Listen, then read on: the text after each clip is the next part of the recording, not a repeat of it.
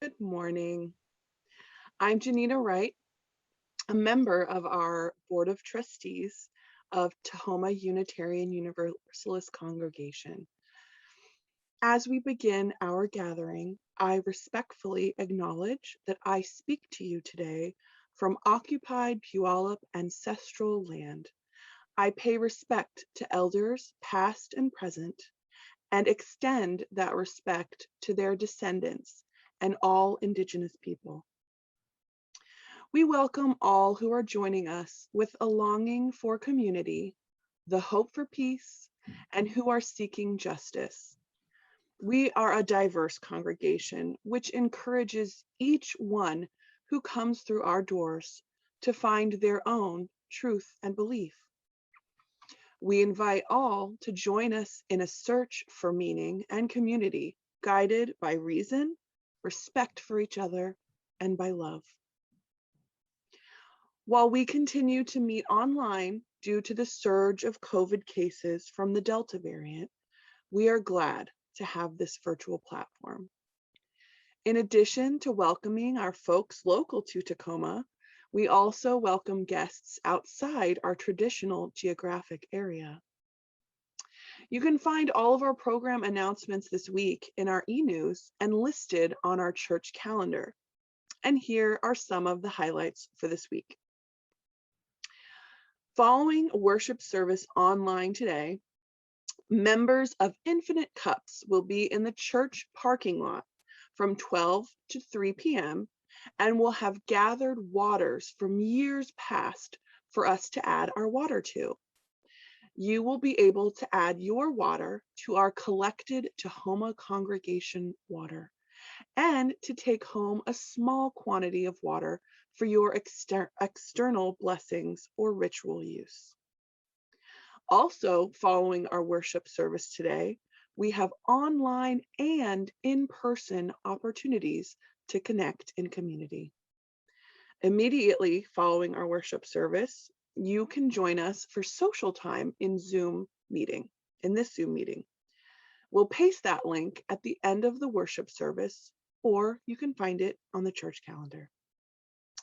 At noon, you can join us for social time in person at Wapato Park.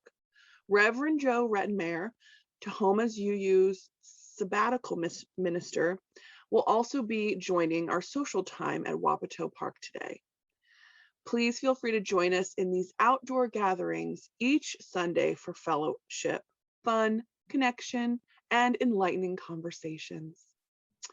At this time, they are our safest space for anyone in our congregation to gather, including children who don't yet have vaccine options. We hope you'll join us again next Sunday when Reverend Tandy Rogers will lead our worship service and engage us in some spiritual revolutionary thinking with her sermon, Commissioning of the Deacons of Abundance and Possibilities.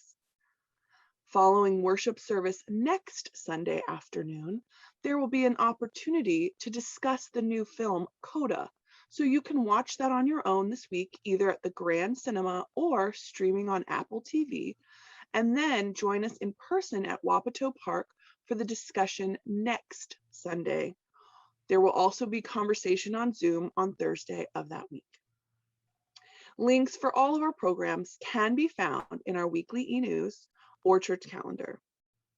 Friends, please read through your e-news when it arrives in your inbox. It's one of my favorite emails that I read every week. It is the primary channel for you to stay connected and informed on all that is happening in our congregation. Our staff works really hard to assure that your e-news contains everything and all of the information you ask and expect. Thank you. And thank you too for your ongoing financial support to our congregation that makes all of this possible. Our programs, our staff, who create and facilitate the programs, and the connections that we make through our congregation. Finally, I am happy to introduce Infinite Cups, a chapter of the Covenant of Unitarian Universalist Pagans here at TUUC. The members of the chapter's leadership are sharing a little bit of their magic as ritual leaders in our water service today. Now, let us join together in worship.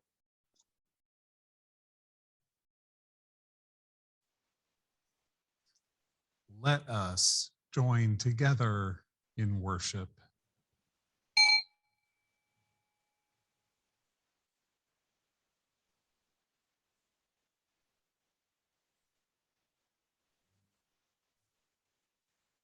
We invite the spirits of the East, the place of air, of breath, of knowledge, and of new beginnings. We rejoice in your blessings and welcome your presence into our circle to share this time and space.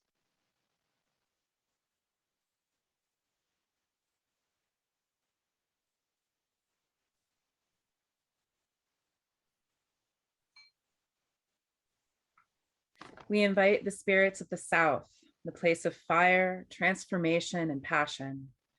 We rejoice in your blessings and welcome your presence into our circle to share this time and space.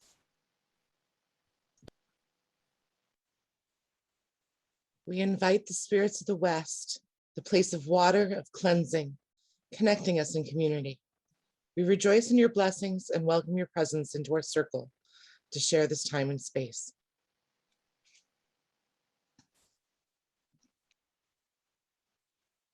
We invite the spirits of the North, the place of earth, stability, and protection.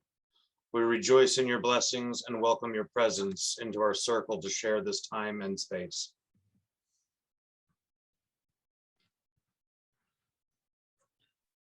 We now light the chalice. You can join me in the chat with the words if you don't know them already. We light this chalice in deep respect for the mystery and the holiness of life, in honor and gratitude for those who have gone before, with love and compassion for those who dwell among us, and with hope and faith for the generations to come. This is a time when you can give to help support the Tahoma UU congregation. The information is in the chat. It is also on the screen.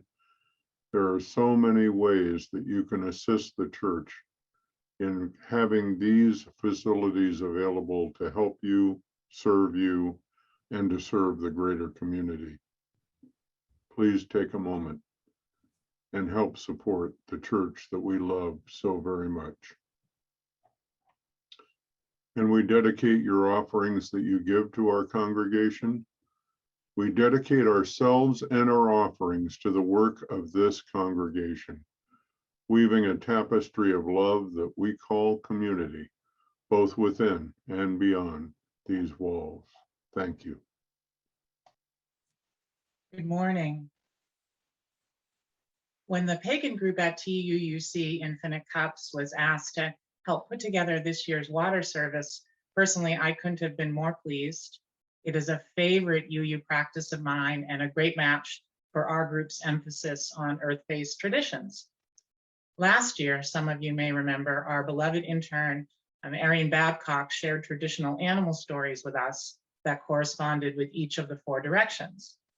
So this year I said, oh, I think I could write a little story for the East. And when asked if I could come up with a little story for East direction, I was happy to oblige. While I did write these words down, none of these stories can be or should be considered wholly original or mine. I'm influenced and grateful for every myth, fable, fairy tale, folk tale, and story of Indigenous wisdom, especially those that I have read or heard in years of taking part in rituals. They are my teachers and guides, so anything praiseworthy here includes them with deep respect and admiration, and any errors, factual otherwise, are my own. Early one day, 3 good friends gathered for a morning walk. The land in their part of the world was open. Trees and other plants were few and far between. The dry season was almost over, but not quite, so they each carried water and scarves for their heads. It had been a very long time since the friends had been able to enjoy some time together. At first, they were shy with each other. They spoke in soft voices as one does when it's very early, so as to not disturb the stillness. A few brief hugs and awkward loving smiles were passed around, and then the first friend suggested they could walk towards the east so they could enjoy the colors that would soon fill the horizon. The second friend pointed out that the sun would then be right in their eyes. And the third friend, who was often the peacemaker among them, said, "That's true, but it will be behind us when we turn around, and the thin morning clouds will protect us now." So they set off toward the east, planning to turn around and head back before the heat of the day. It had not been an easy year for the three friends. They had all lost people and had been witness to many difficulties and hardships in their families and communities. Carefully, they began to tell their stories. The one who was a good listener encouraged the truth to come out the way only really good listening can. The one who could ask the hard questions helped the other two face their losses and fears. They all admitted to sometimes feeling angry, frustrated, and scared. And at last, the one who was very kind helped them all to cry, which made her cry too. So they walked and wailed and cried hard for a while, their tears falling on the dry earth, making little puffs fly up where they landed. When the grief was all shared, they were able to talk about other things. They took long drinks of their water because a good cry always makes you thirsty. They drank their water and shared their gratitude and what they were longing for. Soon the friend with a wry sense of humor said something painfully funny. The other two erupted, and soon they were all telling wry stories of the hard year, their snorting laughter ringing out and filling the silence. It felt so good to laugh that they didn't notice how far they had walked, how much of their water was gone, or how high the sun was. The three friends had walked so far they were almost at the old tree. They all tied their scarves around their heads and decided to rest before heading back. They sat down in a bit of shade made by a tree that is barely budding. They grew quiet. They were tired now, but the first friend looked up and pointed to something about the size of her thumb hanging from a branch. It looked like a leaf trying to come out of a pod, but there were no leaves or pods on that tree. So the three friends looked very closely and saw something important was happening. Something was trying to emerge. It was not a leaf. They did not know what it was, but they recognized a struggle. They all saw that something was working hard to live. So each one of the friends took the last few drops of water she had and blew some moistened air around it, and they all held hands and waited. They forgot they were tired. They forgot the sun was climbing higher and higher in the sky. They forgot they had a long walk back and no more water. They forgot everything other than what was happening right in front of them. And whether it was the little bit of moisture they put in the air or their love or just its own stubbornness, the thing moved a little more and a little more and a little more until it found the strength to leave behind what had contained it and emerged with glorious wings, as glorious as the sunrise. And before any of the friends could say anything, it was gone. For a while, it seemed as if there was nothing to say. Sometimes the space that follows shared experience is more powerful than words. But eventually, you do have to pick yourself up, brush off the dust, and head back.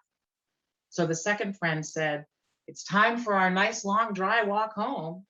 And the three friends laughed again. But when they stood and stretched and made ready to return, they noticed that the clouds above were heavy now. And as they walked home, the longed-for rains began, bringing everything back to life.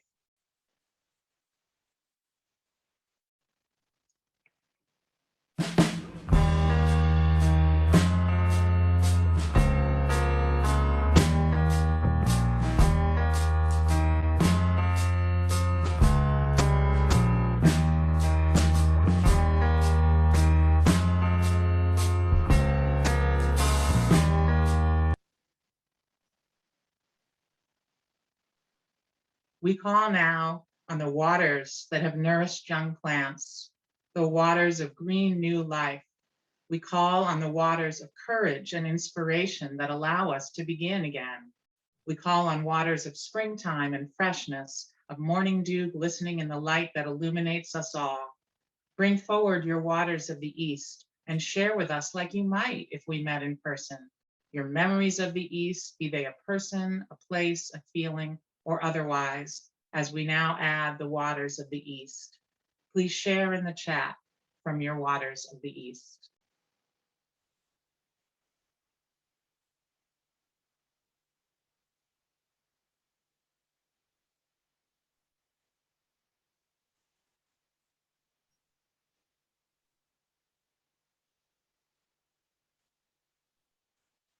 The waters where my family are on now.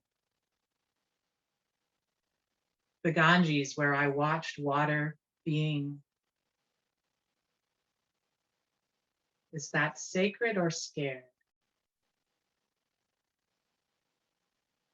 Sacred. The Ganges where I watched water being sacred. Water from the natural spring where we were married in Colorado. Lake Shasta, so inundated this year with fire. I add the water of Horsehead Bay where I played as a child. The rain that fell from the sky this morning. Waters from my grandparents' well in Connecticut. The monsoons of the Southwest. The waters of birth. The waters of the Charles River. The waters of Buzzards Bay, of Cape Cod.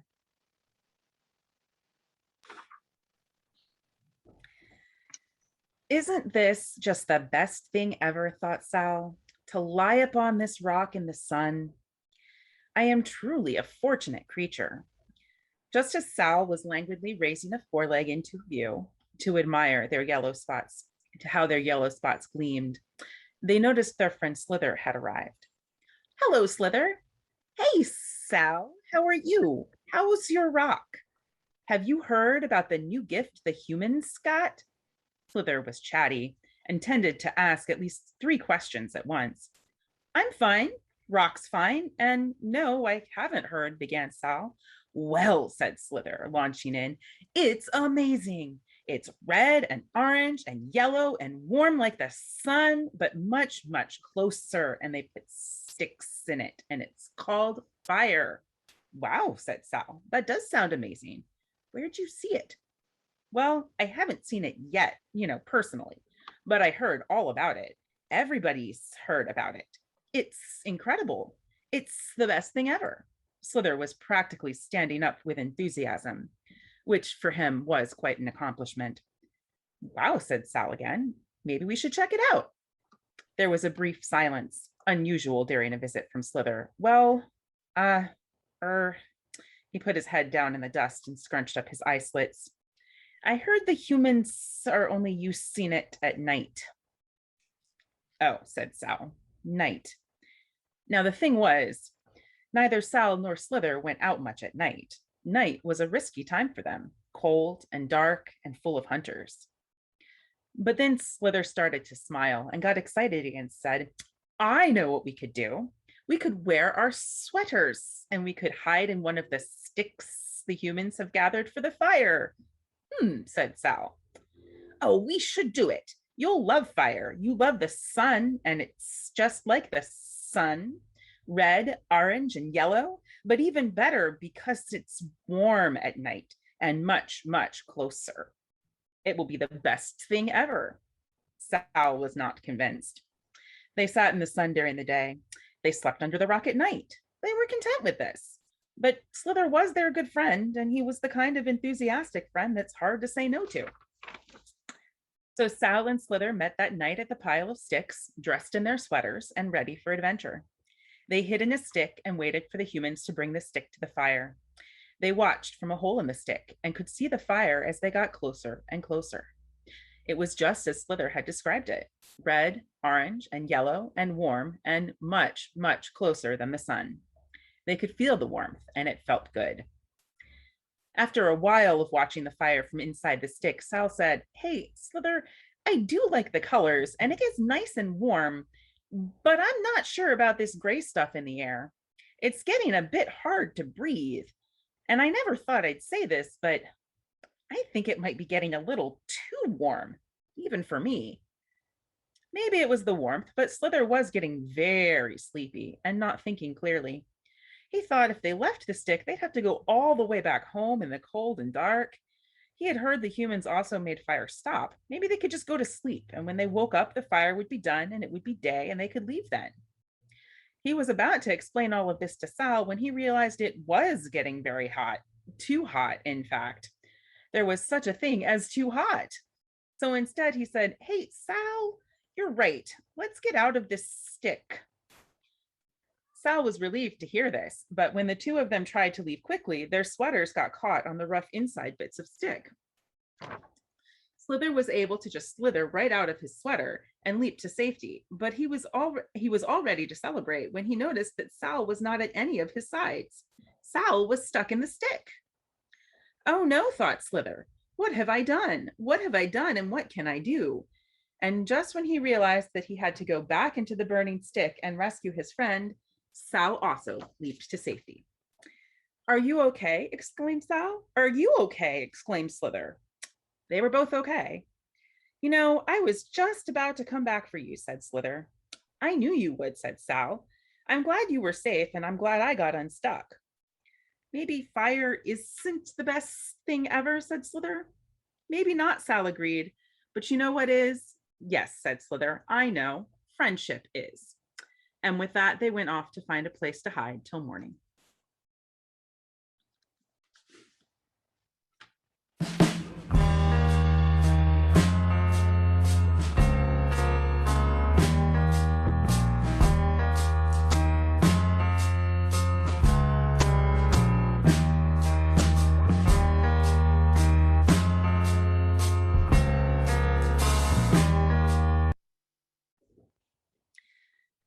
We call forth the waters of the south, the waters of summer, waters of fullness.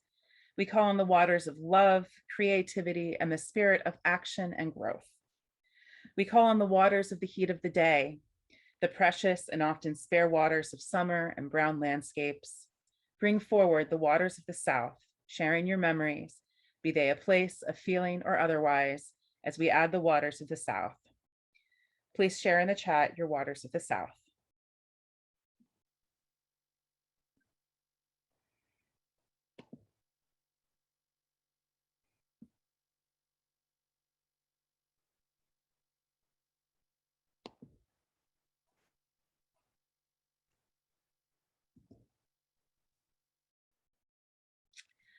I share the waters of Lake Anna, where I spent my summers with my family on our boat.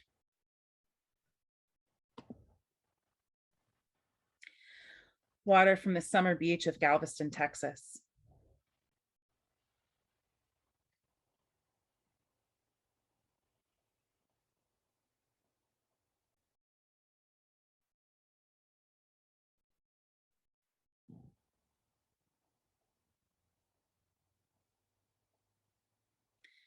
The waters of the Intercoastal Waterway.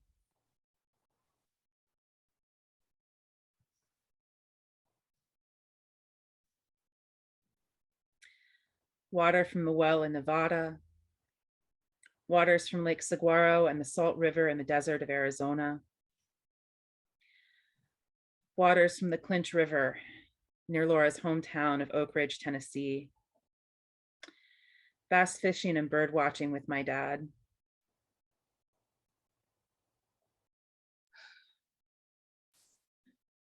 Long time ago, before all the things were made, the very powerful beings, joyful and thoughtful, lived together in their home in the clouds. One evening before the sun had set, when joyful and thoughtful were just about to have their herbal tea, thoughtful noticed that joyful was looking not so joyful. Joyful was looking down, and not just sad down. Joyful was literally looking down, down, down, way down to the place where the humans lived, and was frowning.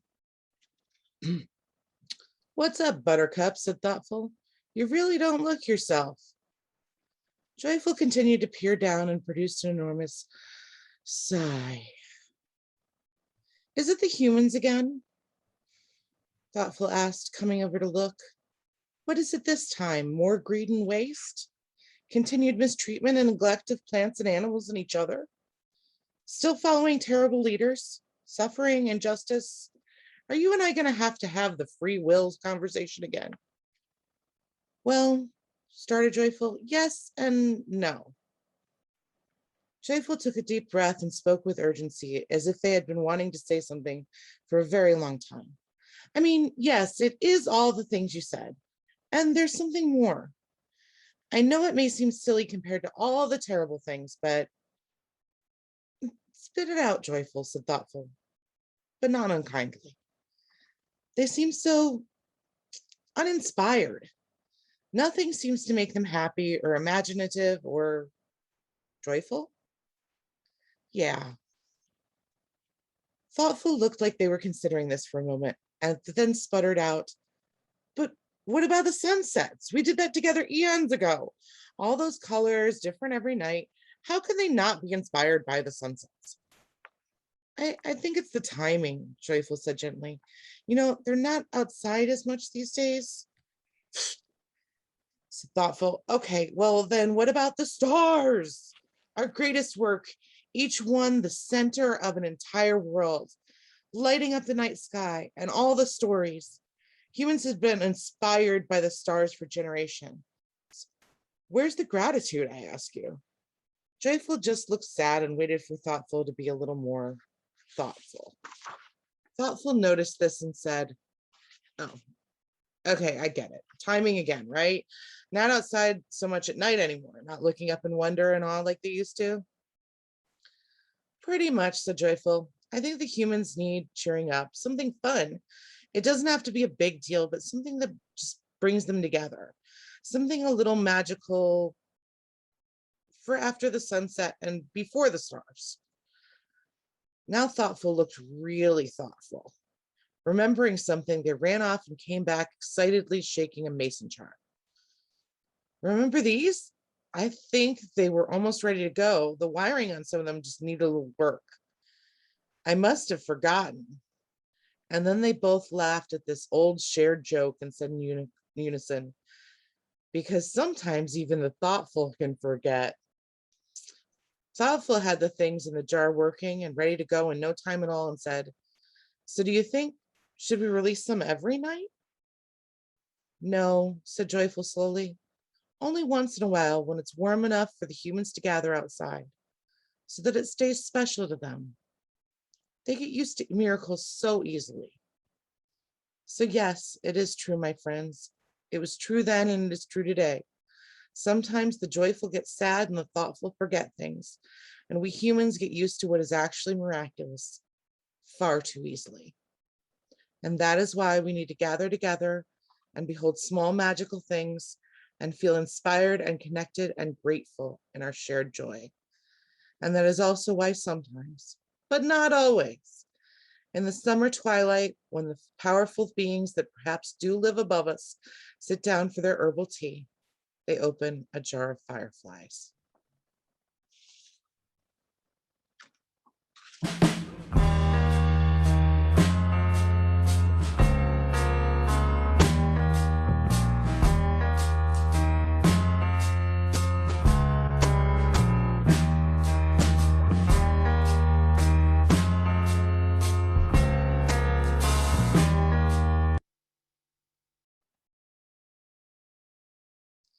We call on the waters of the West, the waters of intuition and emotion, the waters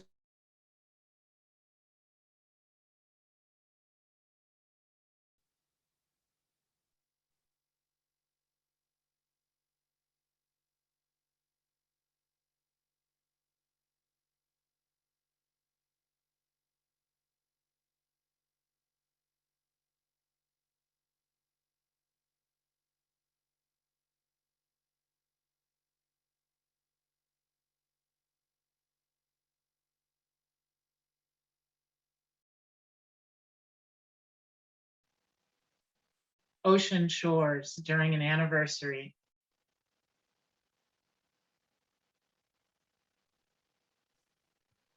The mist that obscures my glasses. Me too, Patty. Water that washes clean, fresh picked veggies from the garden. Water that creates electricity. Tall glass of ice water after a day in the hot sun. Thank you for your waters of the West. So I think that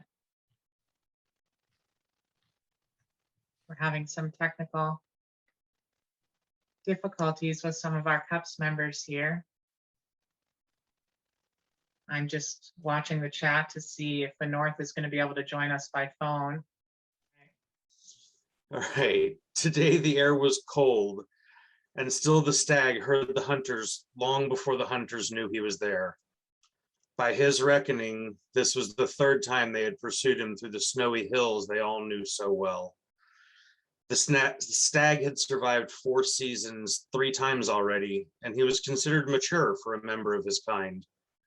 He knew where to find food and water, especially when food and water were scarce, which way to run like hell at the smell of smoke, and all the best ways to avoid injury, disease, predators, and early death. He was, by any account, already a renowned survivor. So it was not inexperience that caused him to slow that day in the clearing and observe his own breath rising and paw the frozen ground. I'm just giving him a fair chance, he thought, head down. And so he held his stance just a little longer until he was sure they had approached close enough to glimpse him through the bare branches of the surrounding wood. He took exactly long enough to challenge the hunters and still run to safety. The hunters were undoubtedly skilled and brave with elegant weapons and generations of experience, but the stag could run almost twice as fast and twice as far, even weighing in at close to 400 pounds, with at least 15 of them attached magnificently to his head. He was proud, but not foolhardy. So before any of the hunters could get close enough to let their arsenal fly, he raised his head and stared hard, giving them the respect due to worthy opponents, and then he was gone. Minutes later, he arrived at the winter camp of does and older fawns, but even an experienced stag can be surprised. Another ensemble had arrived before him and were advancing upon his family. He had no choice. He made his presence known, and thinking wildly, he crashed through the woods towards the hunters to distract them, but also towards the river below. He hoped he had made the correct calculation of cold, location, and luck with his gods. He leapt over the heads of the hunters just as their collective weaponry also flew into the air at the very edge of the water, of where the water cascaded down 25 feet. Falling alongside the water, the great stag, a creature of earth, fell for a moment like a creature of air, but he was not deluded. He understood that it was his fate to be taken down someday, hopefully with honor, to have every bit of him provide for the people, skin and meat and hoof and horn, all used and reused to care for families so different yet so very much like his own. And then, just as he'd predicted, he hit the crust of ice at its weakest point, plunged into the deep part of the river, and surfaced to swim rapidly to the shore, far from the reach of the now amazed second band of hunters. The does and older fawns were also gone, having taken their cue to disperse, while the hunters were staring at the unprecedented sight of a full-grown 10-point stag leaping over their crouched bodies and into the water below.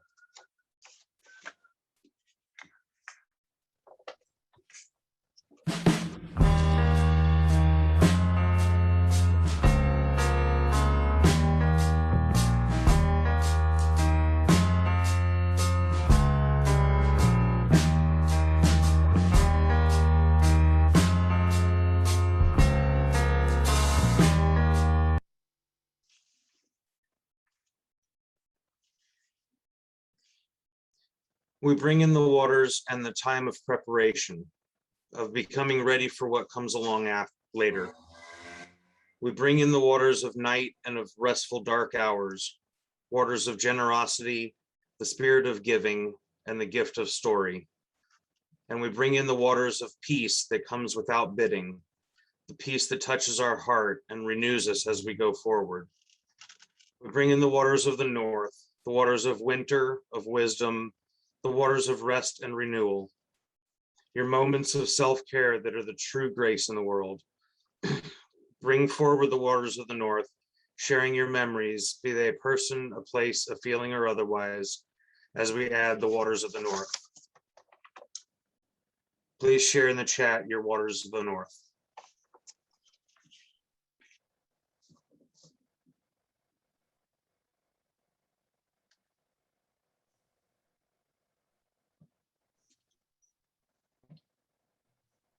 Libations poured out in the garden, Sabbath wine,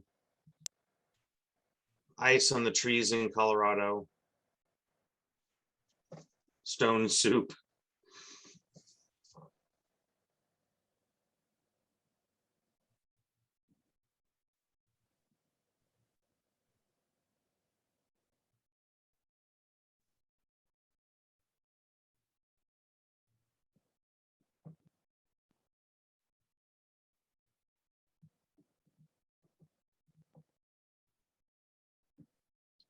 Acknowledging the power of water, life, storms, tides, rising sea levels, food, danger, and abundance.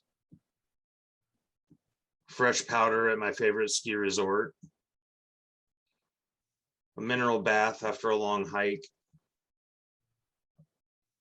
My dad skiing to get us food in the blizzard of 78. Waters from Lake Michigan, both from Chicago and Saugatuck, Michigan, where I vacation this summer with my family.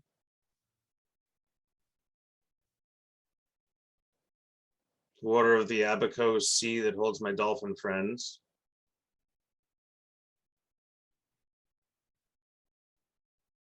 The last carton of milk at the store during Snowmageddon.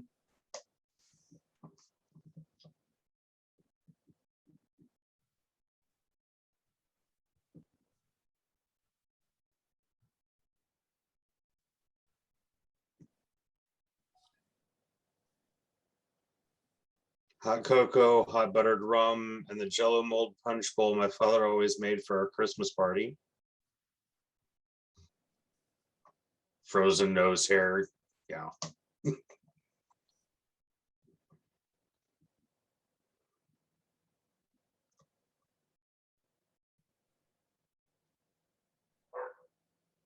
Snow angels.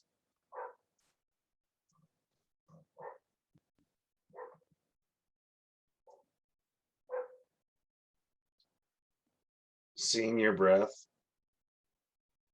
Snowflakes melting on your tongue.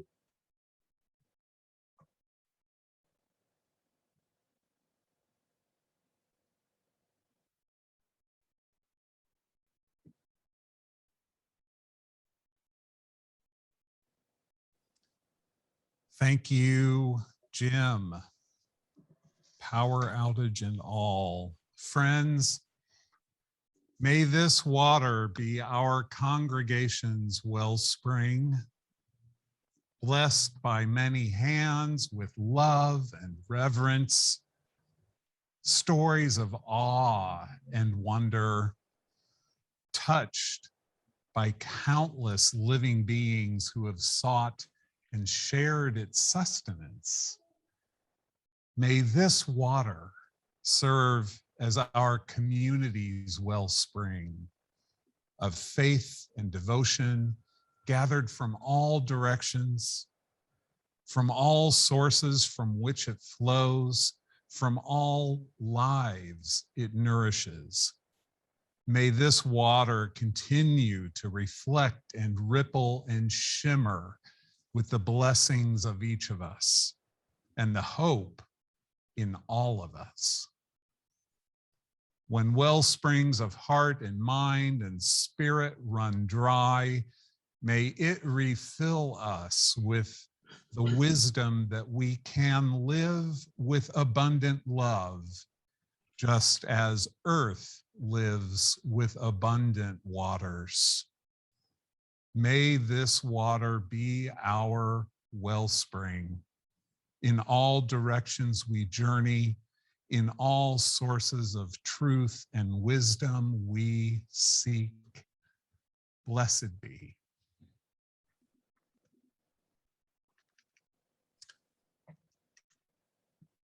And beloveds, I now ask you, let's take a moment of quiet to set an intention for the week ahead based on all of the wonderful stories and offerings shared here today.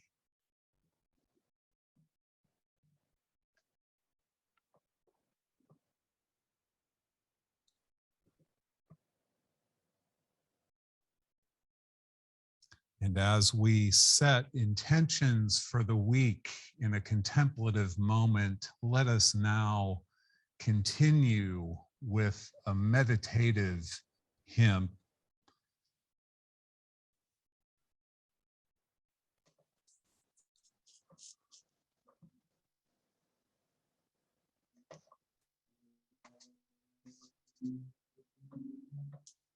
Breathe in, breathe out, breathe in, breathe out. When I breathe in, I breathe out. When I breathe in,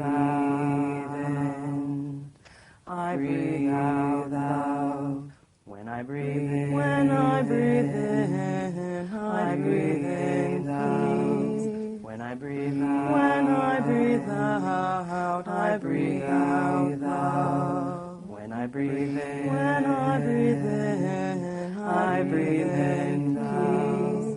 When I breathe out, when I breathe out, I breathe out love. When I breathe in, when I breathe in, I breathe in peace. When I breathe out, when I breathe out, I breathe out love. When I breathe in, when I breathe in, I breathe in peace. When I breathe out, when I breathe out, I breathe out love. When I breathe in, when I breathe in, I breathe in peace. When I breathe out, when I breathe out, I breathe out love. When I breathe in, when I breathe in, I breathe in peace. When I breathe out, when I breathe out, I breathe out love. When I breathe in, when I breathe in, I breathe in peace. When I breathe out, when I breathe out, I breathe out love.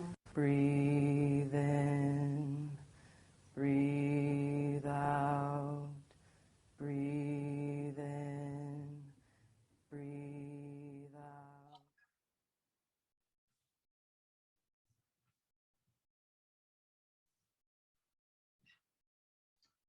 We now come to the part of our service when we extinguish our flame, our chalice.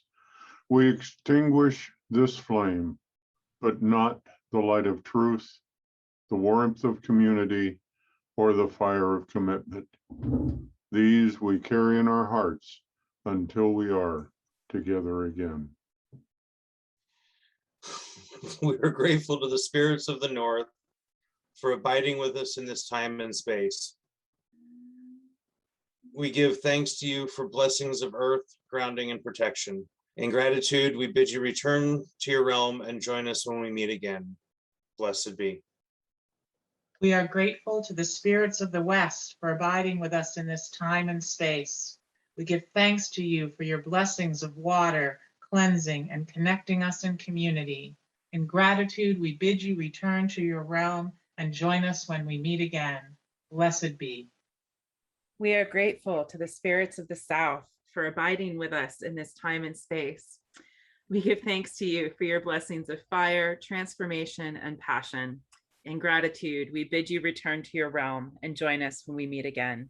Blessed be. We are grateful to the spirits of the East for abiding with us in this time and space.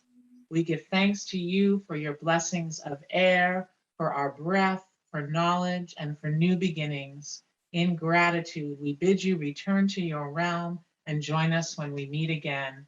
Blessed be. Friends, it's time for our closing blessing song. And first, I want to remind you to join in the sharing of the waters happening this afternoon right here in the church parking lot. We hope you will drive or walk or roll to here to share in this water service and water wellspring to take home with you. Will you join me in our closing blessing song? From you I receive, to you I give, together we share, and from this we live. From you I receive, to you I give, together we share, and from this we live. Blessings, everyone.